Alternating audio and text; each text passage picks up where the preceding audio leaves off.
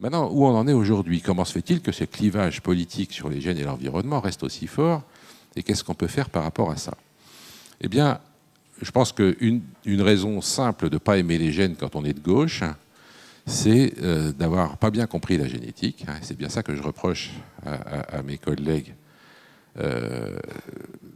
qui s'occupent de ces questions sur le plan politique et social, c'est qu'assez souvent, ils ne se donnent pas le mal de bien connaître les aspects scientifiques dont ils parlent. Et ce qui se passe, c'est que donc, si vous pensez, comme les généticiens des années 30, que lorsqu'il y a un gène qui décide de quelque chose, eh ben, c'est foutu, c'est comme ça, eh bien, évidemment, les gènes sont très très mauvais pour une vision sociale du monde. Ça veut dire que vous pourrez toujours changer le système social, les gens resteront tels que leurs gènes leur ont dit d'être. Et évidemment, du coup, il n'y a plus de moyens d'améliorer une situation qui ne nous convient pas par des voies sociales. Et évidemment, donc à ce moment-là, tout dépend de savoir ce que déterminent les gènes et ce qui ne détermine pas. Alors, je voudrais tout de suite vous dire que cette vision est totalement fausse. Et je vais essayer maintenant, pendant le quart d'heure qui reste, de vous dire ce qu'il en est. Premièrement, on peut essayer de mesurer la part des gènes et de l'environnement dans un caractère. Alors ça, c'est quand même une drôle de question. Quelle est la part des gènes et la part de l'environnement dans la détermination d'un caractère? C'est une question qu'on se pose couramment en science et on sait faire ça. Mais quand ça sort hors des milieux scientifiques stricts, je crains qu'il y ait beaucoup de gens qui ne comprennent pas du tout ce qu'on fait. Par exemple, il y a une trentaine d'années maintenant, un chercheur français a montré que le QI des enfants qu'il avait étudiés dans les écoles primaires françaises était pour moitié déterminé par les gènes et pour moitié déterminé par l'environnement. Après une manip tout à fait bien faite. Bon, j'espère si ça vous... Enfin, on pourra en reparler, mais il a trouvé ça. Qu'est-ce que ça veut dire, 50%? Et je me suis...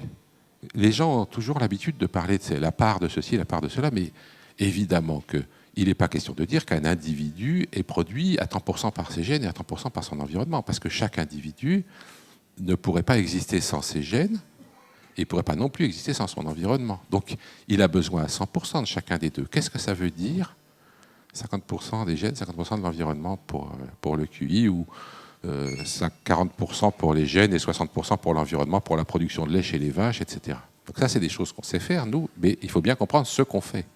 Et là, je vais être obligé de prendre des images, peut-être pour essayer de vous parler. Il ne faut pas se tromper sur ce qu'on est en train de dire. Si je vous demandais quelle est la part du courant électrique et la part du filament dans cette ampoule qui émet de la lumière, je ne sais pas ce que vous me répondriez. J'espère que vous ne me répondriez pas 50-50. Évidemment, il faut les deux, point barre. Il n'y a pas de part. Maintenant, si je rentre dans une maison et qu'il y a des ampoules qui marchent et d'autres qui ne marchent pas, je peux chercher quelle est la proportion des ampoules qui ne marchent pas parce qu'elles n'ont pas de filament et la proportion qui ne marchent pas parce qu'elles n'ont pas de courant. Et c'est utile, parce que si jamais 90% des ampoules qui ne marchent pas, c'est parce qu'elles n'ont pas de courant, il faut que je refasse l'installation. Si jamais, quand elles ne marchent pas, c'est parce que le filament est cassé, je vais changer les ampoules. Il faut bien voir que c'est la même chose qu'on fait là. Si vous donnez... Si vous calculez une proportion de deux facteurs qui provoquent une variation, et ça c'est le point numéro 1 que je voudrais que vous reteniez de ce que je vous raconte aujourd'hui, c'est que on ne peut travailler que sur l'hérédité des variations, pas sur l'hérédité de la norme. Tous les calculs de génétique se font en donnant une moyenne, et celle-là, elle est déterminée par ailleurs, on s'en fout. Et après, on va regarder ce qui peut permettre de varier par rapport à cette moyenne. Et une fois que je me donne des variations, je vais pouvoir me poser la question de savoir quelle est la part des variations que je peux attribuer à des variations de gènes et la part des variations que je peux attribuer à des variations d'environnement. Ça, d'ailleurs, c'est quelque chose qu'on sait faire, parce que j'ai longtemps cherché des métaphores pour essayer d'expliquer ça. Un jour, d'ailleurs, j'ai regardé une course de moto, et il y a le commentateur qui vient voir le gagnant à la fin et qui lui dit « Quelle est la part du pilote et la part de la moto dans la victoire ?» Et le mec répond 50-50. Et je me suis dit « Merde, qu'est-ce qu'il veut dire? Il pense que sans sa moto, il avait 2 fois moins de chances de gagner, ou la moto sans lui. Qu'est-ce que ça peut bien vouloir dire ?» En fait, j'ai fini par voir qu'il existe un système de concours hippique qui permet de faire ça. Mais c'est un concours hippique assez particulier. Il y a 4 cavaliers qui s'affrontent. Ils viennent chacun avec son cheval, comme d'habitude. Ils font le parcours, mais après, ils échangent de chevaux. Et puis, ils font ça 4 fois. À la fin, chaque cavalier a essayé chaque cheval, et chaque cheval a essayé chaque cavalier. Et après, vous regardez les classements. Évidemment, si vous trouvez que c'est toujours le même cheval qui est premier, le même cheval qui est deuxième, le même qui est troisième, le même qui est quatrième, vous allez dire que le résultat est déterminé par le cheval. Hein, que le cavalier ne change rien. Si vous trouvez que c'est toujours le même cavalier qui est premier, quel que soit le cheval, le même qui est deuxième, le même qui est troisième, le même qui est quatrième, vous allez dire que c'est déterminé par le cheval. Et puis, si vous trouvez des résultats, ce qui est assez courant, un peu plus compliqué que ça, ben vous allez faire des moyennes par cheval, des moyennes par cavalier, vous allez faire ce qu'on appelle une analyse de variance, et vous allez pouvoir décomposer la variance des résultats, la variation des résultats, hein, c'est-à-dire qui est premier, qui est deuxième, qui est troisième, en fonction de quel cheval et quel cavalier vous avez mis dans le système. Alors, ce qu'on fait avec les gènes, c'est la même chose. Pourquoi j'insiste sur cette comparaison? C'est que je voudrais que vous compreniez bien une chose. Si je vous dis que le QI est héritable à 50% chez les enfants qui étaient en primaire dans les années 80 en France, je n'obtiendrais certainement pas le même résultat si je prenais d'autres enfants ailleurs ou si je prenais au même endroit, mais aujourd'hui. Je suis presque sûr que la part des gènes aurait diminué aujourd'hui par rapport à cette époque-là. Si ça vous intéresse, on pourra en reparler. Il faut bien... Mais quand je raconte ça à des enseignants, ils sont horrifiés. Oh, 50% des gènes, quelle horreur et tout. Je leur dis, mais votre idéal d'enseignant, ça serait d'arriver à 100% pour les gènes. Parce que, comme c'est une part de variation qu'on regarde, plus la variation due à l'environnement est grande, plus la part des gènes est faible. Si vous avez beaucoup d'inégalités sociales devant l'éducation, eh ben ça fait que l'environnement devient important et du coup la part des gènes devient plus petite. Si vous réalisiez un système idéal dans lequel tous les enfants ont exactement les mêmes chances, etc., il n'y aurait plus que les différences génétiques qui resteraient. Ça va, c'est clair ça? Voilà, donc c'est peut-être clair, mais c'est pas facile à accepter. Enfin bref, donc voilà, je voudrais que vous voyiez bien qu'on regarde des variations et qu'on les regarde sur un échantillon donné, dans un environnement donné. Et ça, c'est le point suivant qui me semble important à retenir, c'est que si je change l'environnement, je change tout. Je change déjà la variation, et puis je change la façon dont les gènes s'expriment. Alors, je voudrais vous donner 3 exemples sur ce sujet-là. Premier exemple, la galactosémie. La galactosémie, c'est une maladie génétique qui fait qu'on n'est pas capable de digérer le lactose. Chez l'adulte, on s'en fout, mais chez le bébé, ça peut être gravissime, puisque le bébé qu'on nourrit au lait alors qu'il est galactosémique va s'empoisonner avec le lactose du lait, et ça va détruire progressivement ses cellules nerveuses, et il va mourir. Jusqu'aux années 60, 70, eh bien, la galactosémie était une maladie génétique mortelle. Point barre. Et il n'y avait pas d'effet de l'environnement, tous les bébés galactosémiques mouraient. Une fois qu'on a eu compris ça, on a fait un petit test. Vous savez, quand un enfant naît aujourd'hui, on lui prélève un peu de sang, un peu de sel, on fait des analyses. Si on trouve qu'il est galactosémique, on va vite prévenir les parents. On leur dit de ne pas donner de lait à cet enfant. Il y a des nourritures de substitution qui sont prévues. L'enfant nourri sans lactose se développe très bien. Et une fois qu'il est adulte, il s'en fiche pas mal d'être galactosémique. Le résultat, c'est que cette maladie, maintenant, dépend complètement de l'environnement. Puisque dans un environnement où on sait faire les tests à la naissance, eh ben, c'est plus une maladie, alors que dans les environnements où on ne sait pas faire le test, les bébés galactosémiques qui naissent en Afrique aujourd'hui, dans la plupart des endroits, continuent à mourir. Donc vous voyez que la même situation avec des gènes, un effet des gènes et un effet de l'environnement, eh bien, selon où vous allez être, comment ça va se passer, vous allez dire que c'est un truc qui est complètement génétique ou que c'est un truc qui est déterminé par l'environnement. Le même gène n'a pas le même effet dans un environnement ou dans un autre. Dans notre environnement présent ici, la galactosémie n'a quasiment plus d'effet, alors que dans les environnements où il n'y a pas le système médicalisé dont on dispose, eh bien, la galactosémie continue à être maladie mortelle. Deuxième exemple, l'obésité. On constate qu'il y a une épidémie d'obésité qui se développe dans quasiment tous les pays.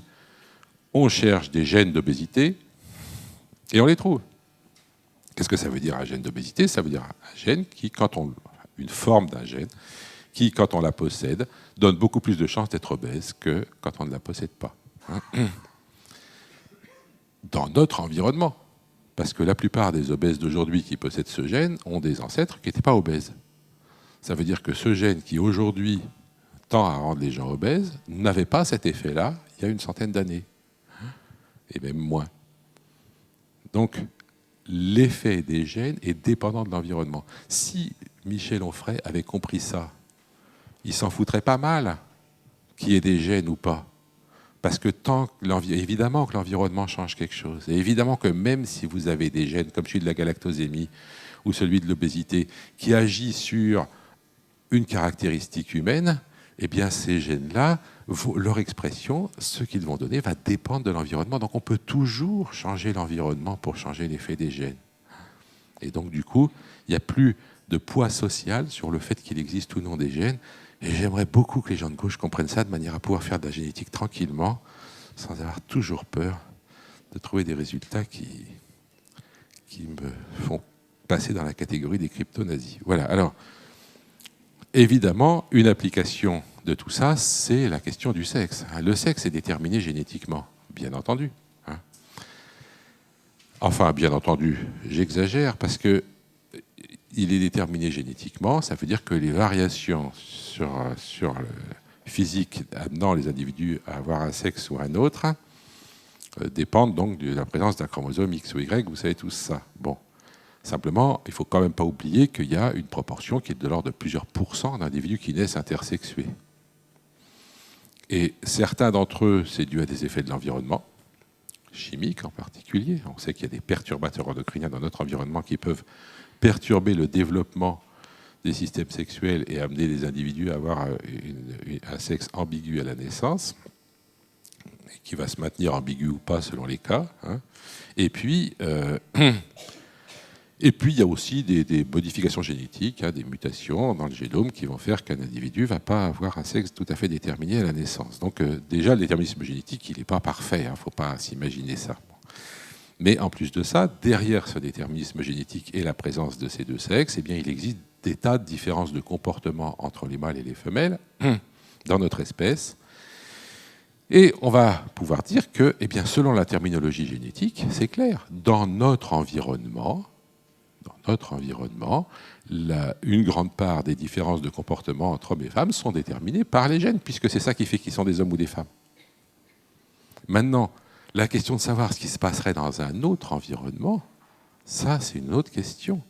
Alors, qu'est-ce qu'on peut faire? On peut faire de l'anthropologie, regarder si les rapports entre hommes et femmes, les comportements relatifs des hommes et des femmes sont différents d'une culture à l'autre. Ça revient à commencer à regarder des variations environnementales avec les mêmes gènes, voir ce que ça donne. Bon. Mais évidemment, on peut regarder que les cultures existantes. Donc il ne s'agit pas de dire qu'il n'y a pas d'effet génétique sur les comportements entre les sexes. Ce n'est pas ça la question. La question, c'est peut-on rêver d'un environnement dans lequel les différences génétiques entre hommes et femmes donneraient des résultats différents en termes de comportement?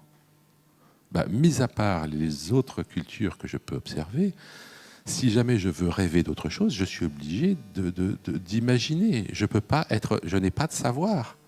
Les gens qui prétendent que dans telles conditions sociales, il n'y aurait aucune différence entre hommes et femmes, et ceux qui prétendent que même dans ces situations sociales-là, les différences seraient absolument les mêmes, sont des gens qui sont dans l'idéologie, mais certainement pas dans la connaissance. Actuellement, ce qu'on peut dire, c'est qu'on n'a jamais vu un gène donner le moindre résultat en dehors d'un environnement. C'est clair, ça? Donc il n'existe pas quelque chose qui serait l'effet d'un gène. Il n'existe que quelque chose qui est l'effet d'un gène dans un environnement donné. Ou au mieux dans une gamme d'environnements.